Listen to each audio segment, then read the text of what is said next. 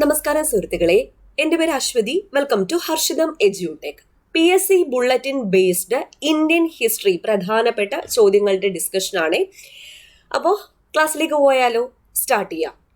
ആദ്യത്തെ ചോദ്യം, കൊൽക്കത്തയിൽ ഹിന്ദു കോളേജ് സ്ഥാപിക്കുന്നതിൽ രാജാറാം മോഹൻ റോയോടൊപ്പം സഹകരിച്ചത് ആരാണ്? ഓരോ ചോദ്യവും ക്ലാസ്സിൽ വെച്ച് തന്നെ പഠിച്ചിട്ട് പോകാൻ വേണ്ടി ശ്രമിക്കുക. കൊൽക്കത്തയിൽ ഹിന്ദു കോളേജ് സ്ഥാപിക്കുന്നതിൽ രാജാറാം മോഹൻ റോയോടൊപ്പം സഹകരിച്ചത് ഡേവിഡ് ഹരെയാണ്. David Hare. രാജാറാം മോഹൻ റോയിയുടെ ഭൗതികാവശിഷ്ടം ഇന്ത്യയിലേക്ക് കൊണ്ടുവന്നത് ആര്? ദ്വാരകാനാഥ് ടാഗോർ. രാജാറാം മോഹൻ റോയിയുടെ ഭൗതികാവശിഷ്ടം ഇന്ത്യയിലേക്ക് കൊണ്ടുവന്നത് ആരാ? ദ്വാരകാനാഥ് ടാഗോർ ആണ്.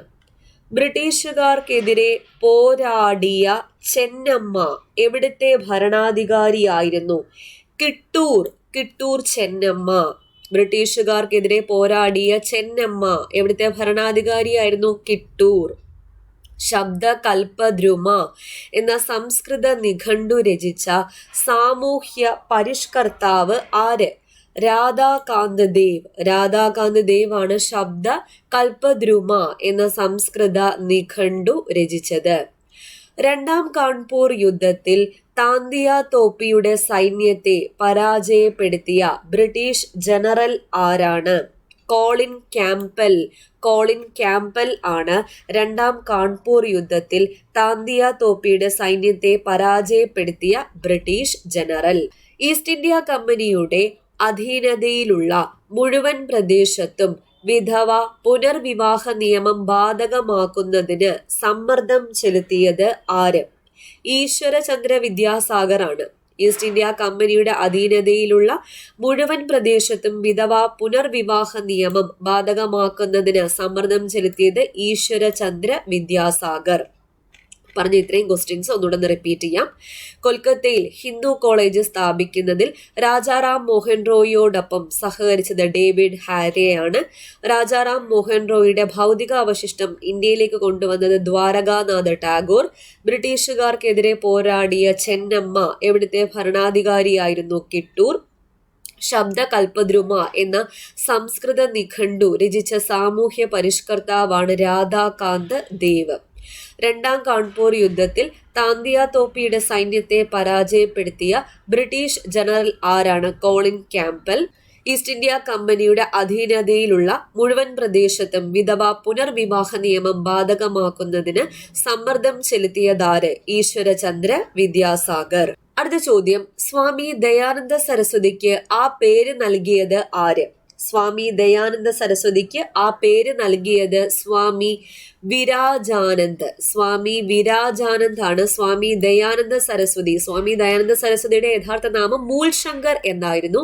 അദ്ദേഹത്തിന് ദയാനന്ദ സരസ്വതി എന്ന പേര് നൽകിയത് സ്വാമി വിരാജാനന്ദ് ആണ്. നാനാ സാഹിബിന്റെ ബാല്യകാല നാമം എന്ത്? നാനാ സാഹിബിന്റെ ബാല്യകാല നാമം ദോണ്ടു പന്ത്.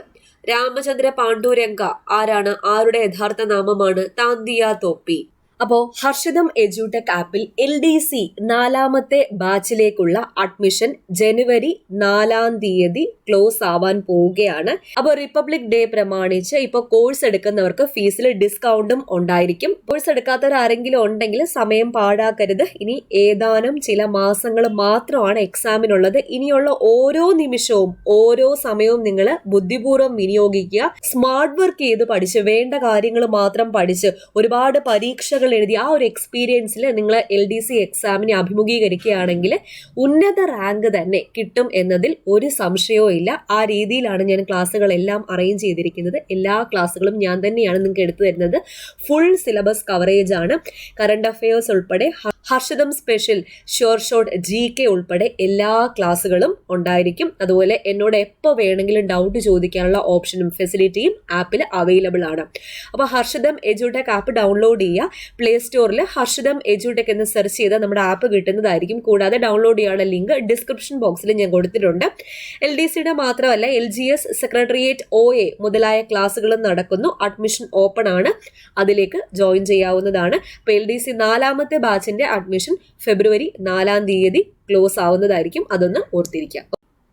ഏത് പാർട്ടിയുടെ പ്രതിനിധി എന്ന നിലയിലാണ് ദാദാഭായ് നവറോജി ബ്രിട്ടീഷ് പാർലമെന്റിലേക്ക് മത്സരിച്ചത്? Liberal party. ലിബറൽ പാർട്ടിയുടെ പ്രതിനിധി എന്ന നിലയിലാണ് ദാദാഭായ് നവറോജി ബ്രിട്ടീഷ് പാർലമെന്റിലേക്ക് മത്സരിച്ചത്. ഇന്ത്യൻ സാമൂഹിക വിപ്ലവത്തിന്റെ പിതാവ് എന്ന ധനഞ്ജയ് കീർ ആരെയാണ് വിശേഷിപ്പിച്ചത്? ഇന്ത്യൻ സാമൂഹ്യ വിപ്ലവത്തിന്റെ പിതാവ് എന്ന് ആരെയാ വിശേഷിപ്പിച്ചത്? ജ്യോതിബ ഭൂലെയാണ് ധനഞ്ജയ് കീർ വിശേഷിപ്പിച്ചത്. അപ്പൊ പറഞ്ഞ ഇത്രയും ക്വസ്റ്റ്യൻസ് ഒന്നുകൂടെ നോക്കാം. സ്വാമി ദയാനന്ദ സരസ്വതിക്ക് ആ പേര് നൽകിയത് സ്വാമി വിരാജാനന്ദാണ്. നാനാ സാഹിബിന്റെ ബാല്യകാല നാമം ദോണ്ടോ പന്ത്. ഏത് പാർട്ടിയുടെ പ്രതിനിധി എന്ന നിലയിലാണ് ദാദാഭായ് നവറോജി ബ്രിട്ടീഷ് പാർലമെന്റിലേക്ക് മത്സരിച്ചത്? Liberal party. ഇന്ത്യൻ സാമൂഹ്യ വിപ്ലവത്തിന്റെ പിതാവ് എന്ന് ധനഞ്ജയ് കീർ ആരെയാണ് വിശേഷിപ്പിച്ചത്? ജ്യോതിബ ഭൂലെ. അടുത്ത ചോദ്യം, ആരെ വധിക്കാൻ നടത്തിയ ശ്രമത്തെ തുടർന്നാണ് മംഗൾ പാണ്ഡെയെ തൂക്കിലേറ്റിയത്?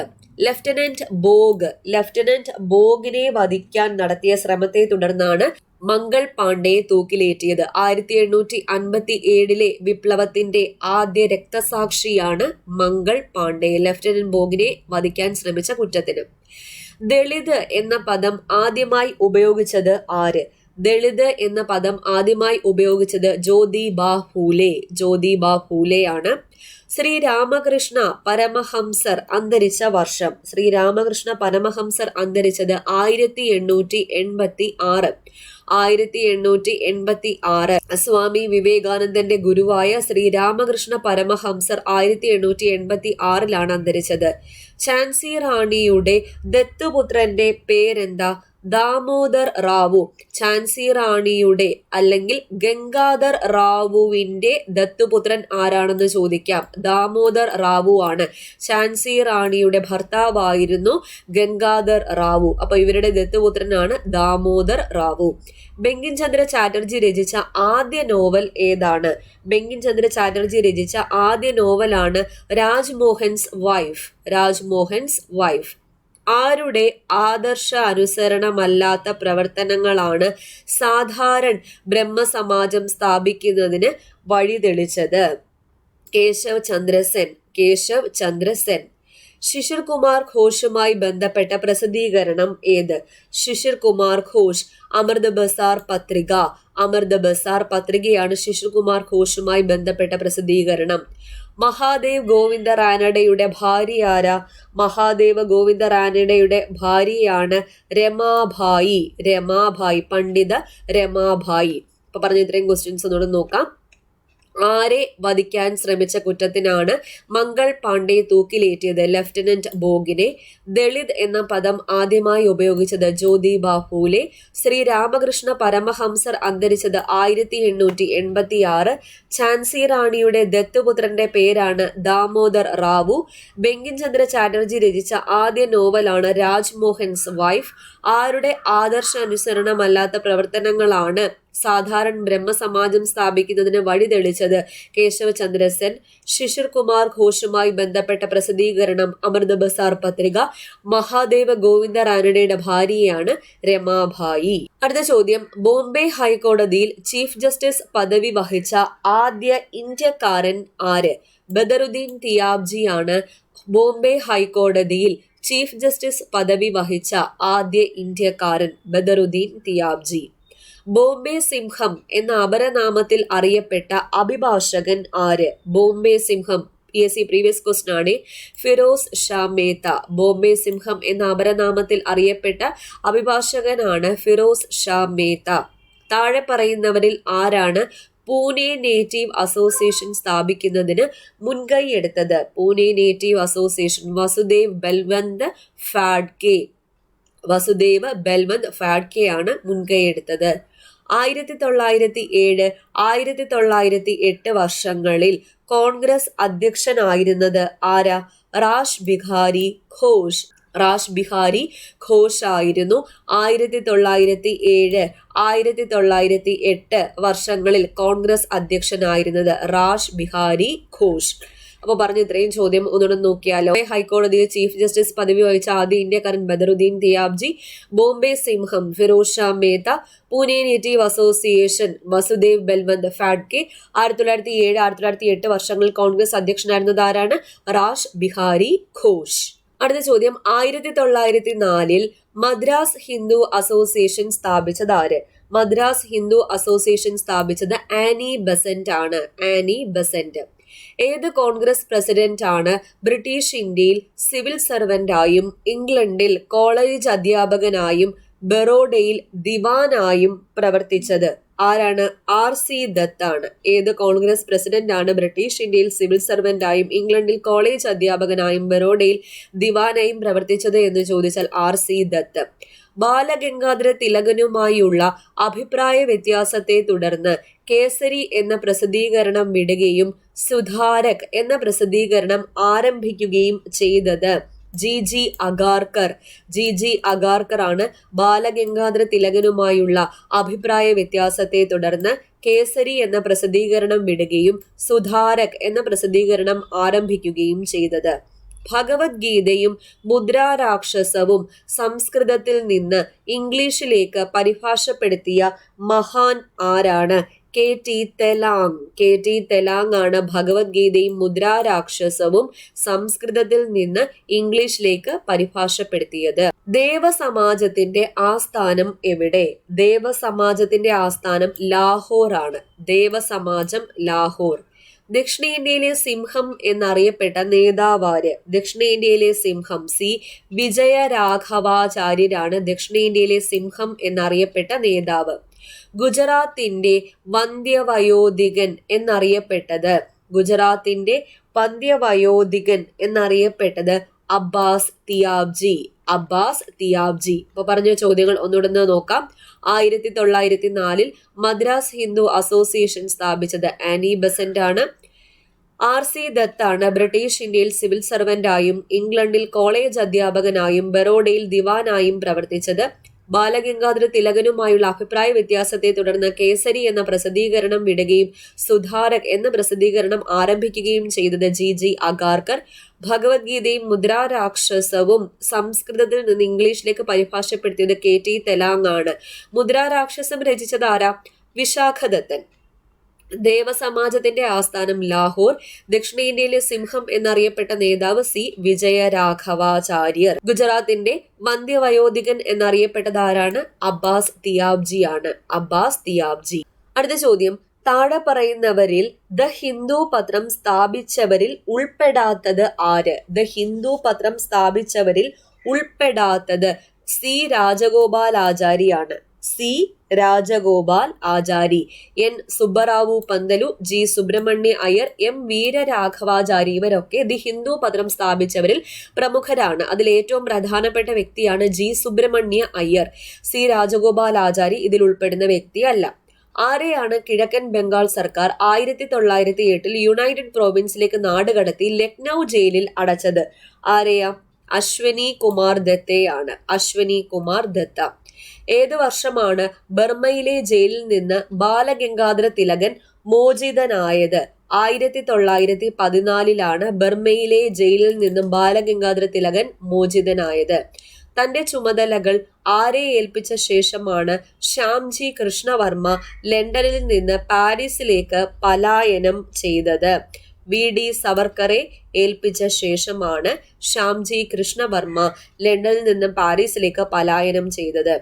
ജീവിച്ചിരിക്കെ സ്വതന്ത്ര ഇന്ത്യയുടെ സ്റ്റാമ്പിൽ ഇടം നേടിയ ആദ്യ വ്യക്തി ആര്? DK കാർവേ. DK കാർവേയാണ് ജീവിച്ചിരിക്കെ സ്വതന്ത്ര ഇന്ത്യയുടെ സ്റ്റാമ്പിൽ ഇടം നേടിയ ആദ്യത്തെ വ്യക്തി. ഇമ്പോർട്ടന്റ് ആണ്, ആദ്യത്തെ വ്യക്തി DK കാർവേ. ഇന്ത്യയിലെ വിദ്യാഭ്യാസ പ്രശ്നങ്ങൾ പഠിക്കാൻ 1882 ബ്രിട്ടീഷ് സർക്കാർ നിയോഗിച്ച കമ്മിറ്റി മുമ്പാകെ തെളിവ് നൽകിയ വനിതയാര്? തെളിവ് നൽകിയ വനിതയാണ് പണ്ഡിത രമാഭായി. പണ്ഡിത രമാഭായി. സോൾ ഓഫ് ഇന്ത്യ എന്ന പുസ്തകം രചിച്ചതാരാ? സോൾ ഓഫ് ഇന്ത്യ എന്ന പുസ്തകം രചിച്ചത് ബിപിൻ ചന്ദ്രപാൽ. ബിപിൻ ചന്ദ്രപാൽ. 1905 ഹിന്ദു പത്രത്തിന്റെ അവകാശം വിലയ്ക്കു വാങ്ങിയ സ്വാതന്ത്ര്യ സമര പോരാളി ആരാണ്? കസ്തൂരിരംഗ അയ്യഗാർ. കസ്തൂരിരംഗ അയ്യഗാർ ആണ് 1905 ഹിന്ദു പത്രത്തിന്റെ അവകാശം വിലയ്ക്കു വാങ്ങിയ സ്വാതന്ത്ര്യ സമര പോരാളി. ഇത്രയും ചോദ്യങ്ങൾ ഒന്നുകൂടെ നോക്കാം. ദി ഹിന്ദു പത്രവുമായി ബന്ധമില്ലാത്തത് സി രാജഗോപാലാചാരിക്കാണ്. G Subramania Iyer, M Veeraraghavacharya, N Subbarao Pantulu ഇവരെല്ലാം ഹിന്ദു പത്രവുമായി ബന്ധപ്പെട്ട ആൾക്കാരാണ്. ആരെയാണ് കിഴക്കൻ ബംഗാൾ സർക്കാർ 1908 യുണൈറ്റഡ് പ്രോവിൻസിലേക്ക് നാടുകടത്തി ലക്നൌ ജയിലിൽ അടച്ചത്? അശ്വിനി കുമാർ ദത്തയാണ്. ബർമയിലെ ജയിലിൽ നിന്നും ബാലഗംഗാധര തിലകൻ മോചിതനായത് 1914 തന്റെ ചുമതലകൾ വി ഡി സവർക്കറെ ഏൽപ്പിച്ച ശേഷമാണ് ശ്യാംജി കൃഷ്ണവർമ്മ ലണ്ടനിൽ നിന്നും പാരീസിലേക്ക് പലായനം ചെയ്തത്. ജീവിച്ചിരിക്കെ സ്വതന്ത്ര ഇന്ത്യയുടെ സ്റ്റാമ്പിൽ ഇടം നേടിയ ആദ്യ വ്യക്തിയാണ് DK കാർവേ. 1882 ഇന്ത്യയിലെ വിദ്യാഭ്യാസ പ്രശ്നങ്ങൾ പഠിക്കാൻ ബ്രിട്ടീഷ് സർക്കാർ നിയോഗിച്ച കമ്മിറ്റി മുൻപാകെ തെളിവ് നൽകിയ വനിതയാണ് Pandita Ramabai. Soul of India important ആണ്. സോൾ ഓഫ് ഇന്ത്യ എന്ന പുസ്തകം രചിച്ചത് ബിപിൻ ചന്ദ്രപാൽ. 1905 ഹിന്ദു പത്രത്തിന്റെ അവകാശം വിലയ്ക്കു വാങ്ങിയ സ്വാതന്ത്ര്യ സമര പോരാളിയാണ് കസ്തൂരിരംഗ അയ്യഗാർ. ചോദ്യം, ഏത് വർഷമാണ് മോത്തിലാൽ നെഹ്റു ആദ്യമായി കോൺഗ്രസ് അധ്യക്ഷ പദം വഹിച്ചത്? മോത്തിലാൽ നെഹ്റു ആണ് 1919. ഏത് വൈസ്രോയുടെ കാലത്താണ് രവീന്ദ്രനാഥ ടാഗോറിന് സർ പദവി ലഭിച്ചത്? രവീന്ദ്രനാഥ ടാഗോറിന് സർ പദവി ലഭിച്ചത് ഹാർഡിഞ്ച് പ്രഭുവിന്റെ കാലത്താണ്. ജാലിയൻ വാലാബാഗ് കൂട്ടക്കൊലയെ തുടർന്ന് ഇദ്ദേഹം സർ പദവി ഉപേക്ഷിക്കുകയും ചെയ്തു. ഇവിടെ ശിലയുടെ ഭാഷ മനുഷ്യന്റെ ഭാഷയെ മറികടക്കുന്നു എന്ന് ടാഗോർ പറഞ്ഞത് എന്ത് കണ്ടിട്ടാണ്? കൊണാർക്കിലെ സൂര്യക്ഷേത്രം കണ്ടിട്ടാണ്. ഇവിടെ ശിലയുടെ ഭാഷ മനുഷ്യന്റെ ഭാഷയെ മറികടക്കുന്നു എന്ന് ടാഗോർ അഭിപ്രായപ്പെട്ടത്. മഹാകവി രവീന്ദ്രനാഥ ടാഗോർ അഭിനയിച്ച നാടകം ഏത്?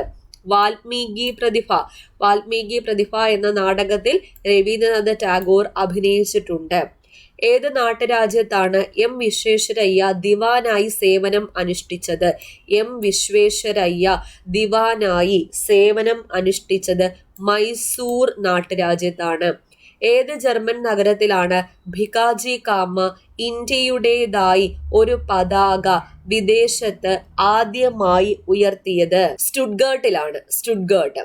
ഓക്കെ, അപ്പോ പറഞ്ഞ ഇത്രയും പോയിന്റ്സ് ഒന്നുകൂടെ ഡിസ്കസ് ചെയ്യാം. ഏത് വർഷമാണ് മോത്തിലാൽ നെഹ്റു ആദ്യമായി കോൺഗ്രസ് അധ്യക്ഷ പദം വഹിച്ചത്? 1919. സർ പദവി രവീന്ദ്രനാഥ ടാഗോറിന് ലഭിച്ചത് ഏത് വൈസ്രോയുടെ കാലത്താണ്? ഹാർഡിഞ്ച് പ്രഭു. ഇവിടെ ശിലയുടെ ഭാഷ മനുഷ്യന്റെ ഭാഷയെ മറികടക്കുന്നു എന്ന് ടാഗോർ പറഞ്ഞത് കൊണാർക്കിലെ സൂര്യക്ഷേത്രം കണ്ടിട്ടാണ്. മഹാകവി രവീന്ദ്രനാഥ ടാഗോർ അഭിനയിച്ച നാടകം വാൽമീകി പ്രതിഭ. എം വിശ്വേശ്വരയ്യ മൈസൂർ നാട്ടുരാജ്യത്തെ ദിവാനായിട്ട് സേവനം അനുഷ്ഠിച്ചിട്ടുണ്ട്. ഏത് ജർമ്മൻ നഗരത്തിലാണ് ഭികാജി കാമ ഇന്ത്യയുടേതായ ഒരു പതാക വിദേശത്ത് ആദ്യമായി ഉയർത്തിയത്? സ്റ്റുട്ട്ഗർട്ട്. അടുത്ത ചോദ്യം, താഴെ പറയുന്നവയിൽ മദൻ മോഹൻ മാളവ്യയുമായി ബന്ധപ്പെട്ട പ്രസിദ്ധീകരണം അല്ലാത്തത് ഏത്? അദ്ദേഹവുമായി ബന്ധമില്ലാത്ത പ്രസിദ്ധീകരണം ഏത്? ദി ഹിന്ദു ആണ്. ദി ഹിന്ദു. അഭ്യുദയ്, ലീഡർ, മര്യാദ ഇവയെല്ലാം മദൻ മോഹൻ മാളവ്യയുമായി ബന്ധപ്പെട്ട പ്രസിദ്ധീകരണങ്ങളാണ്. ഏത് സാമൂഹിക പരിഷ്കർത്താവിന്റെ ഭാര്യയായിരുന്നു രമാഭായ്? തിരിച്ചു ചോദിച്ചു. നേരത്തെ MG റാനഡയുടെ ഭാര്യ ആരാന്നാണ് ചോദിച്ചത്. ഇവിടെ രമാഭായിയുടെ ഭർത്താവ് ആര് എന്നാണ് ചോദിച്ചേക്കുന്നത്. MG റാനഡയാണ്. സ്വാമി വിവേകാനന്ദന്റെ മാതാവിന്റെ പേരെന്താ? സ്വാമി വിവേകാനന്ദന്റെ മാതാവിന്റെ പേരാണ് ഭുവനേശ്വരി ദേവി. 1894 ന്യൂയോർക്കിൽ വേദാന്ത സൊസൈറ്റി സ്ഥാപിച്ചതാര്? വേദാന്ത സൊസൈറ്റി സ്ഥാപിച്ചത് സ്വാമി വിവേകാനന്ദനാണ്. സ്വാമി വിവേകാനന്ദൻ. പട്ടിണി കിടക്കുന്നവരോട് മതത്തെ പറ്റി സംസാരിക്കുന്നത് അവനെ അപമാനിക്കുന്നതിന് സമമാണ് എന്ന് പറഞ്ഞ മഹാൻ ആര്? സ്വാമി വിവേകാനന്ദനാണ്. പട്ടിണി കിടക്കുന്നവനോട് മതത്തെ പറ്റി സംസാരിക്കുന്നത് അവനെ അപമാനിക്കുന്നതിന് സമമാണ് എന്ന് പറഞ്ഞത് ആരാണ്? സ്വാമി വിവേകാനന്ദൻ. ഏത് ഭാഷയിലാണ് സ്വാമി വിവേകാനന്ദൻ ഉദ്ബോധൻ എന്ന പത്രം ആരംഭിച്ചത്? ഉദ്ബോധൻ എന്ന പത്രം ആരംഭിച്ചത് ആരാണെന്ന് ചോദിച്ചാൽ സ്വാമി വിവേകാനന്ദനാണ്. ഏത് ഭാഷയിലാണെന്ന് ചോദിച്ചാൽ ബംഗാളി ഭാഷയിലാണ്.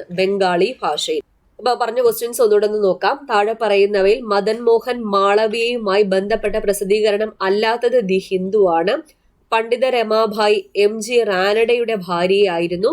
സ്വാമി വിവേകാനന്ദന്റെ മാതാവിന്റെ പേര് ഭുവനേശ്വരി ദേവി എന്നാണ്. 1794 ന്യൂയോർക്കിൽ വേദാന്ത സൊസൈറ്റി സ്ഥാപിച്ചത് സ്വാമി വിവേകാനന്ദൻ. പട്ടിണി കിടക്കുന്നവനോട് മതത്തെപ്പറ്റി സംസാരിക്കുന്നത് അവനെ അപമാനിക്കുന്നതിന് സമമാണ് എന്ന് പറഞ്ഞത് സ്വാമി വിവേകാനന്ദൻ. സ്വാമി വിവേകാനന്ദൻ ഉദ്ബോധൻ എന്ന പത്രം ആരംഭിച്ചത് ബംഗാളി ഭാഷയിലാണ്. ഓക്കെ, അപ്പൊ ഇന്ത്യൻ ഹിസ്റ്ററിയുമായിട്ട് ബന്ധപ്പെട്ട PSC ബുള്ളറ്റിൽ നിന്നുള്ള ക്വസ്റ്റ്യൻസ് ആണ് ഡിസ്കസ് ചെയ്തത്. മനസ്സിലായി എന്ന് വിചാരിക്കുന്നു. ഒരുപാട് പ്രീവിയസ് ക്വസ്റ്റ്യൻസും പിന്നെ എക്സ്പെക്ടഡ് റെയർ ഫാക്ട്സും പറഞ്ഞിട്ടുണ്ട്. ഓക്കെ, അപ്പോൾ അടുത്ത ക്ലാസ്സിൽ വീണ്ടും കാണാം.